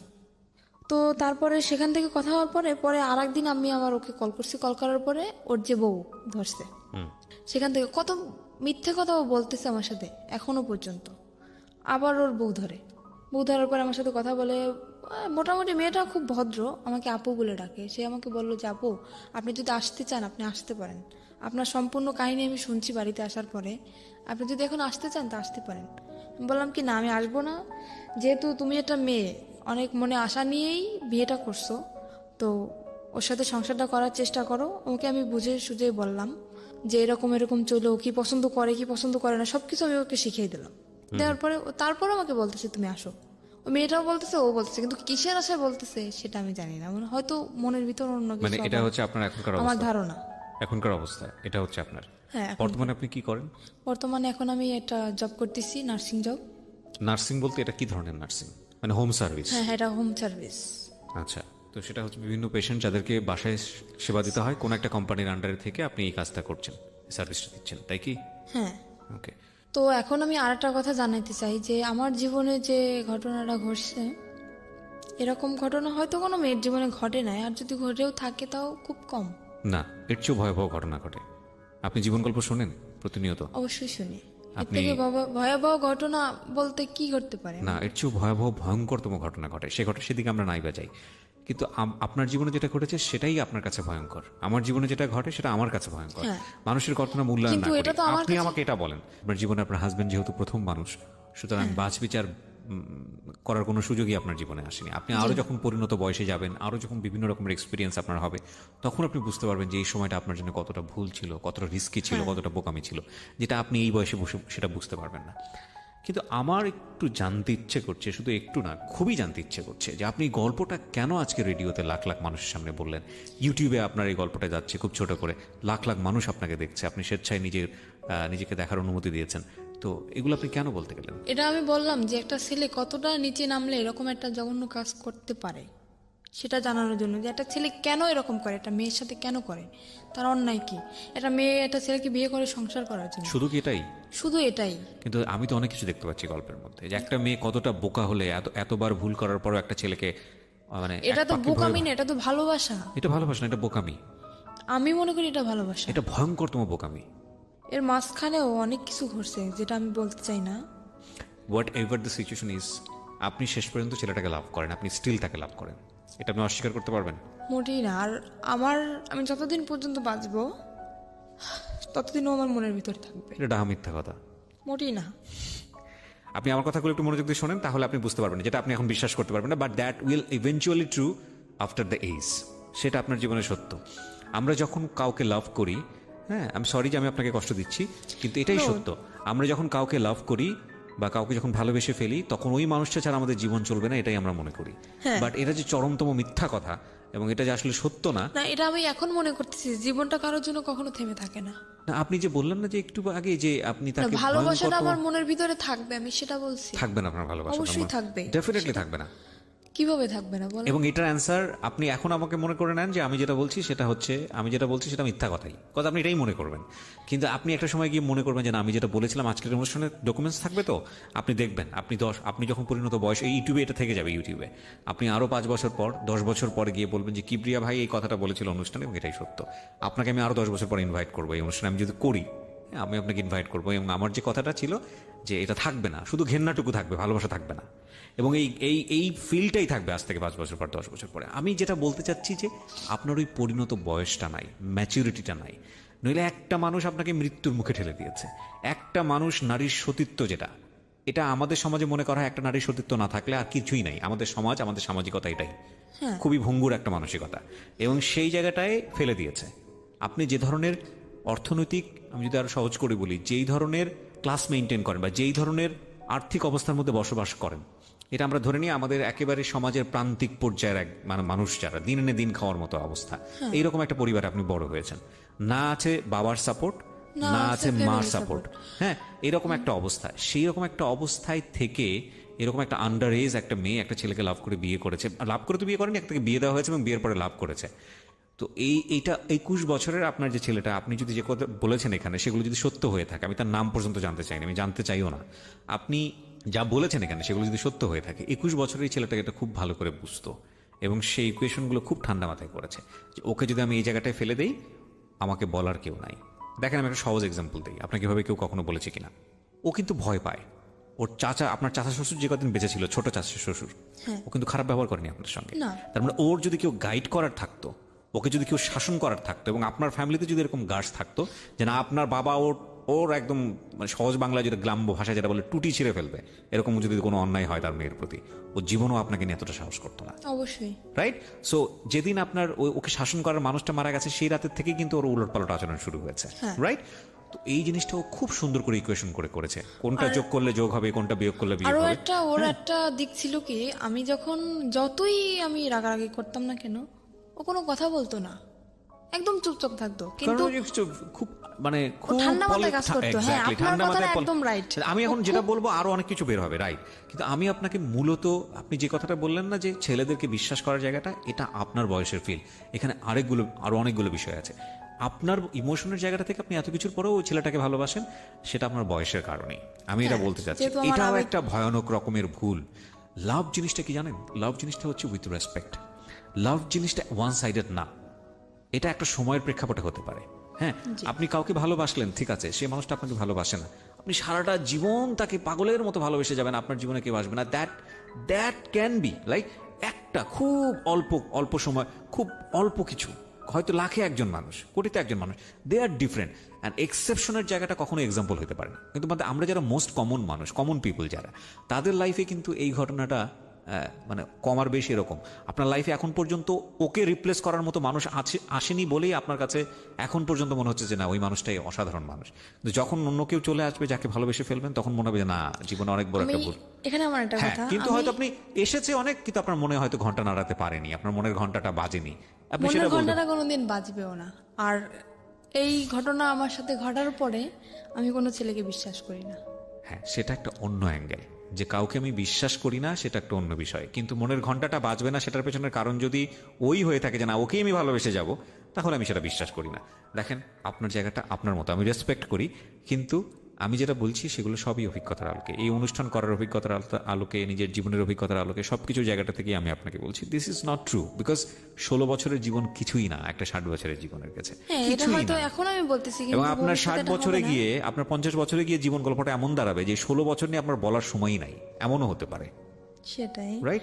সো আমি আপনাকে জাস্ট একটা জিনিসই বলবো যে 16 বছরের টিনেজ যারা আছো, লাভ আসুক বা যেটাই হোক না কেন, যে ঘটনার প্রেক্ষাপটে আসুক না কেন, ওই মানুষটার যদি তোমার প্রতি কেয়ারিংটা না থাকে, ওই মানুষটার যদি তোমাকে নিয়ে ফিউচার প্ল্যান না থাকে, ওই মানুষটার যদি তোমার প্রতি রেসপেক্ট না থাকে, সম্মান বোধটুকু না থাকে, তাহলে তাকে নিয়ে বারবার ভাবো, ভালোবেসে যাও, কিন্তু তাকে নিয়ে সংসার করার স্বপ্ন দেখো না, তাকে নিয়ে অন্তত জীবনের সামনের দিকে স্টেপ নেওয়ার স্বপ্ন দেখো না। কারণ শুধু লাভ দিয়ে সংসার করা যায় না, শুধু প্রেম দিয়ে স্টেপ সামনের দিকে নেওয়া যায় না, কারণ ওই মানুষটাকে অন্যরকম মানুষ হতে হয়, সেখানে অনেক কিছুর হিসাব নিকাশ ব্যাপার থাকে। এই কথাগুলো এত বেশি কমন এবং এত বেশি আমি বলেছি জীবন গল্পে, আমি জানি না, মানে অনেকে হয়তো সুন্দর সুন্দর মুখস্থ হয়ে গেছে আমার এই কথাগুলো। তো আমি আপনাকে বলবো যে আপনি যেহেতু রাইট নাও একটা জব করেন, you are lucky in that sense, কিন্তু লেখাপড়াটা কন্টিনিউ করাটা উচিত। আপনি কি কোথাও পড়ছেন? এখন আমি আবার লেখাপড়া শুরু করছি বলতে কি, মানে এটা তো আমার রেগুলারলি ক্লাস করা সম্ভব না, তো আমার যেহেতু চাকরি করতে হয়, আমি এখন উন্মুক্ত ভর্তি হয়েছি, প্রতি শুক্রবারে ক্লাস চলতেছে। আর এখন আমি যেটা চাই আমার দিক থেকে, যে আমার অতীত যেটা গেছে অতীতই ওটা থাক, আমি যে সামনের দিকে আগাতে, কারণ আমার ছোটবেলা থেকে যে স্বপ্নটা ছিল সেই স্বপ্নটা আমি আবার পূরণ করতে চাই। কি স্বপ্ন ছিল? আমার ছোটবেলা থেকে স্বপ্ন ছিল আমি একটা পুলিশের চাকরি করব। বিউটিফুল। সেটা আমি আবার এগিয়ে যেতে চাই। আর মাঝখানে হয়তো 2টা বছরে আমার জীবনে অনেক কিছু ঘটে গেছে, সেগুলো আমি মনে রাখতে চাই না। আর এর পিছনে আমি একটা মানুষের সাপোর্ট পাইছি, আমি একটা কথা বলতে পারি, একটা মানুষের সাপোর্ট আমি সব সময়ের জন্য পাইছি। পৃথিবীতে যদি আপন বলতে কেউ থাকে সে হচ্ছে মা, তাছাড়া কিন্তু আমি কারোর সাপোর্টই পাইনি। আর আমি আমার আম্মুকে বলি যে, আমার আম্মু যেহেতু এখন অন্যের ঘরে, আমার আম্মুকে বলি আমি আম্মু সারা জীবন সুখে থাক, আমার খোঁজ নেওয়ার দরকার নেই, কিন্তু আমার আম্মু সারা জীবন সুখে থাক, আমি এটাই চাই। আমার আম্মু আমাকে অনেক অনেক সাপোর্ট করছে। আজকে এই যে এখন আবার কন্টিনিউ লেখাপড়াটা আবার চালাইতেছি। আপনি ওপেন ইউনিভার্সিটিতে পড়ছেন, এখন উন্মুক্ত বিশ্ববিদ্যালয়ে পড়ছেন? হ্যাঁ। আচ্ছা, উন্মুক্ত বিশ্ববিদ্যালয়ে আপনি কি দেবেন? এসএসসি দেবেন? জি না, আমি তো এখন 9-এ ভর্তি হইছি। আবার 9-এ ভর্তি, ওখান থেকে তো এসএসসি দেবেন? হ্যাঁ, ওখান থেকে এসএসসি দেবেন, এবং পাশাপাশি আপনি একটা জবও করছেন মোটামুটি একটা হ্যান্ডসাম স্যালারিতে। আপনার জবের ধরনটা আমি নাইবা এখানে এক্সপোজ করলাম, সেটা হয়তো আপনার কাজের ক্ষেত্রে একটু সমস্যা হতে পারে, but it's a different case. এবং আমি মনে করি যে এত কিছুর পরেও একটা মেয়ে জব করছে, পাশাপাশি পড়াশোনা করছে এবং স্বপ্ন দেখছে, তার মানে ইউ আর লাকি। যে আপনি বললেন না একটু আগে যে আপনার চেয়েও কষ্টের জীবন গল্প থাকে কিনা, আপনার চেয়েও ভয়ঙ্করতম কষ্টের জীবন গল্প থাকে, এবং কেউ কেউ হয়তো এই স্টেজে এসে শেষ হয়ে যায়, কেউ কেউ হয়তো হোটেলের ওই শিকলটা খুলতে পারে না, সেখানেই সারাটা জীবন শেষ হয়ে যায়। হ্যাঁ, কেউ কেউ হয়তো ওই যে ইঁদুর মারা বিষ যেটা আপনি খেয়েছিলেন ওখানেই হয়তো জীবনটা শেষ হয়ে যায়। সুতরাং আপনি লাকি যে অনেক অনেক দিক থেকে আপনি সার্ভাইভ করে সামনের দিকে এগিয়ে গেছেন, এবং আমি মনে করি আপনি যেটা স্বপ্ন দেখেন সেটা ভবিষ্যতে আপনার কাছে হয়তো আসবে। তবে আপনার জীবনের সবচেয়ে ভয়ঙ্করতম জায়গা যেটা আপনার সঙ্গে এখনো স্টে করে, সেটা হচ্ছে আপনি এখনো, যদি আপনার কথা সত্যি হয় তাহলে আমি তাকে এভাবেই বলতে চাই, স্টুপিডটাকে আপনি এখন লাভ করেন। দ্যাট ইজ দ্য বিগেস্ট মানে ভয়ের জায়গা আর কি। সো প্রিয় শ্রোতা, থ্যাংক ইউ সো মাচ। যারা আজকে এই অনুষ্ঠানটা শুনলেন তাদেরকে আমি ধন্যবাদ জানাতে চাই, এবং একই সাথে ধন্যবাদ জানাতে চাই যারা এই অনুষ্ঠানটা নিয়মিত শোনেন। আমি সব বেলায় এসে শেষ করতে চাই, একেবারে শেষের দিকে যে কথাটা বলতে চাই, প্রত্যেকটা স্টোরি কোনো না কোনো মেসেজ আমাদেরকে দেয়। আজকে 16 বছরের এই সাথী যে গল্পটা নিয়ে আমাদের এখানে উপস্থাপন করলেন, আমরা বিশ্বাস করি প্রথম ভুলটা করেছিলেন তার মা। ওই বয়সে যদি তাকে বিয়েটা না দিতেন তাহলে আজকে সাথীর গল্পটা এরকম হতো না। একটু সাপোর্ট করলে হয়তো সাথীর যে স্বপ্নটা ছিল, যেটা এখনও সে দেখতে চায়, যে বাংলাদেশ পুলিশ এসে কাজ করতে চায়, সেই স্বপ্নটা হয়তো তার পূরণ করাটা খুব সহজ হতো। তবুও যে কথাটা বলেই শেষ করব, সেটা হলো স্বপ্নবিহীন মানুষ থাকতে পারে না, প্রত্যেকটা মানুষ বাস করে তার স্বপ্ন নিয়ে। তো সেই জায়গাটি থেকে সাথী যেহেতু স্বপ্ন দেখে, সুতরাং সাথীর ভবিষ্যৎ সুন্দর হোক, সেই শুভকামনা দিয়ে শেষ করছি। থ্যাংক ইউ সো মাচ আমাদের সঙ্গে থাকার জন্য। প্রতিটি অপরাধ এবং ভুল দাঁড়িয়ে থাকে গোপন কিছু ঘটনার উপর। আমরা সেই গোপনকে আনতে চাই সবার সামনে।